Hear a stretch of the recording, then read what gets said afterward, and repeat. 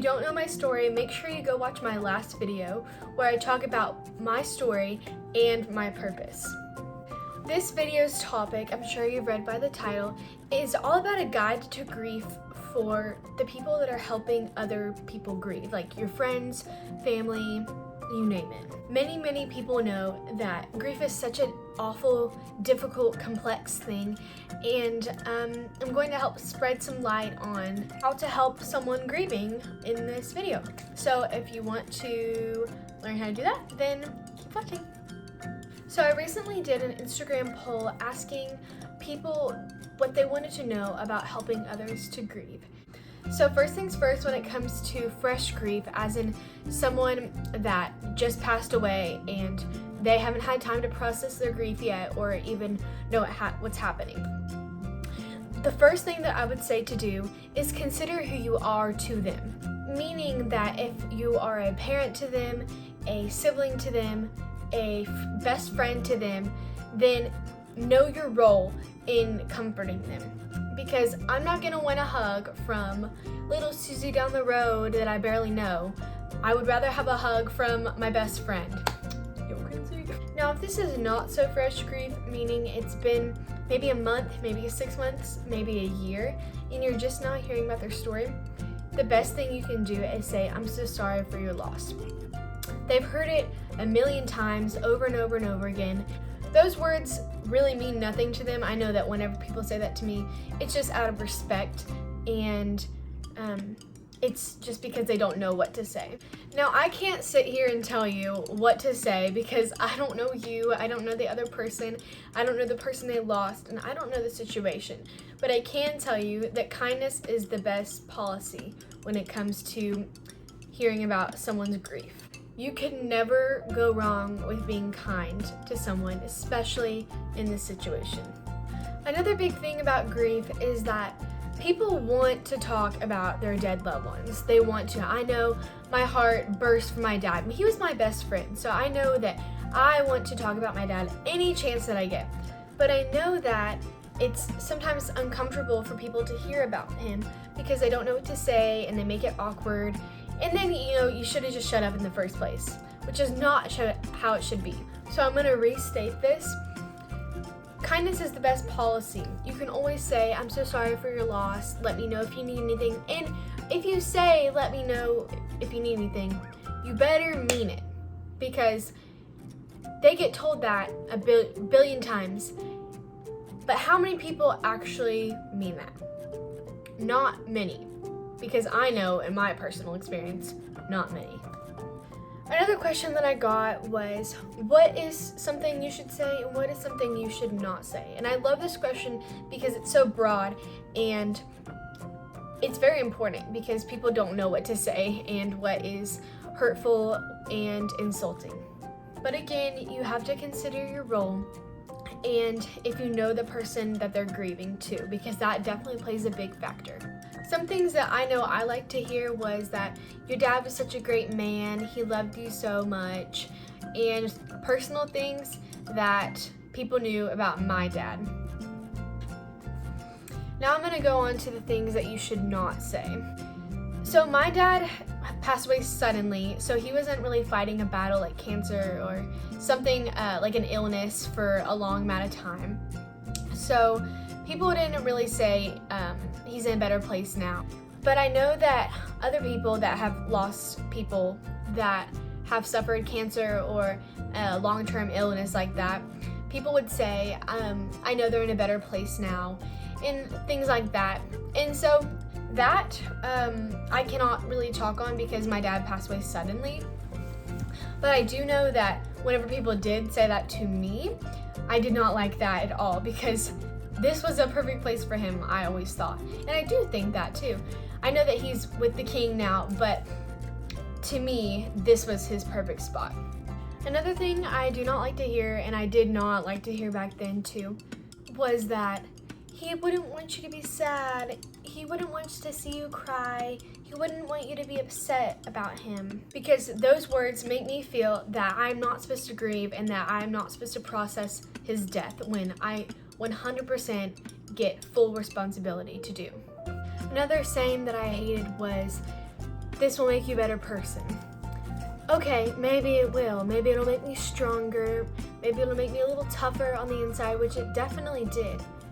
But I would much rather go back to the girl that had the perfect life, that was high on the sky, that had a full family. So maybe it'll make me a stronger or better person, but I believe I was a better person with my dad.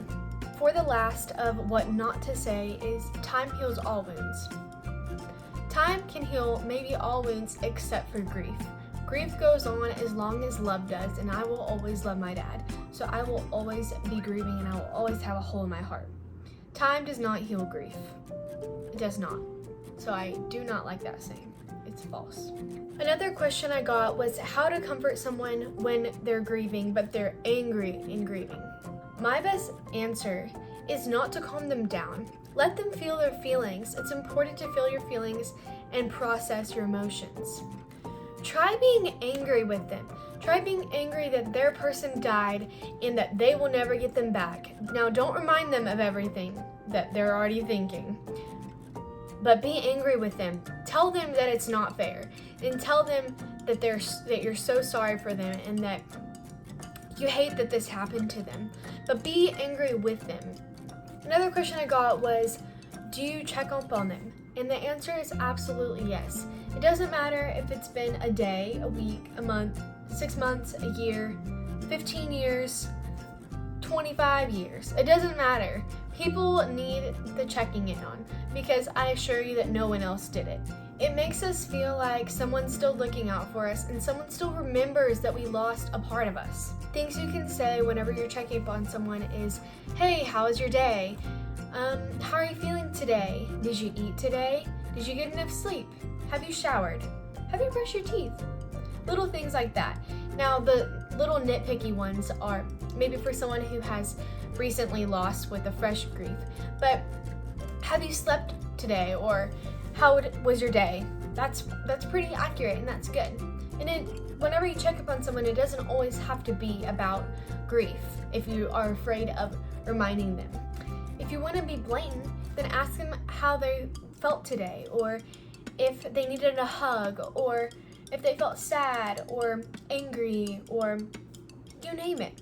I can assure you that you're not going to remind us of who we lost or remind us to be sad again or anything like that, because it's always on our mind. It's not a reminder type of thing, it's just a check-in type of thing. So don't overthink it. I got a couple questions on if you should give your griever space. This kind of comes back to whoever you play in their life, like the role you play, and how fresh the grief is. If you're close to this griever, then don't give them space unless they definitely ask you to give them space. But if they're not saying anything, or if they're saying that I'm fine, don't give them space. They need attention, they need help, they need comforting. And for my last and final question, it's about how to give yourself healthy distractions that aren't harmful to you and that are good for your mental health overall.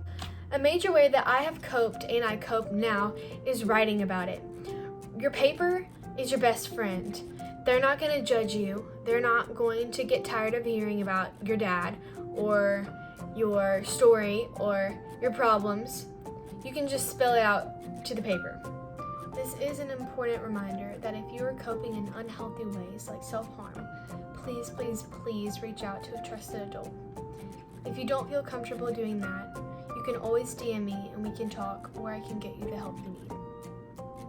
Another good healthy way to distract yourself is to take up a new hobby like art or music or a new sport. I'm not very sporty, so can't really do that. I took up a Netflix binge. I recommend it. If you want to talk about your favorite show, I can guarantee you I've watched it. So that's always a good thing. Or get involved with something at school, like a club or something. So something you probably don't know about me is that I am Christian. So I really felt it upon my heart that I should share a couple of my verses that have kept me through this hard time in my life. My first verse is Colossians 2:5. Although I'm absent in the flesh, I'm with you in spirit. So what this means to me is that he's not with me in the flesh, like he's not a body next to me, God, that is.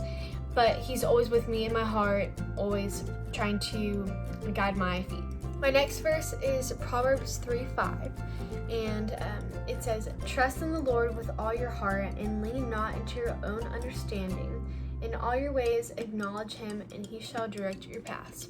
So what that means to me is that basically if you put all your trust in the Lord, which I did and I do every day, then he's going to guide you and put you on your right path and help heal your heart. The last and final verse I'm going to share is Romans 8:18, and this one is really special to me, and it's gotten me through lots of times in my life. It's the pain you've been feeling cannot compare to the joy that's coming.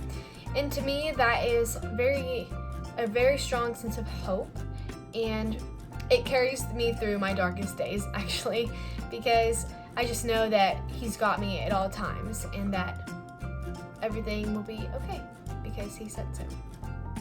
So I just want to thank you for watching my video, and if you like listening to me or you like these types of grief videos, then please make sure to subscribe and like this video.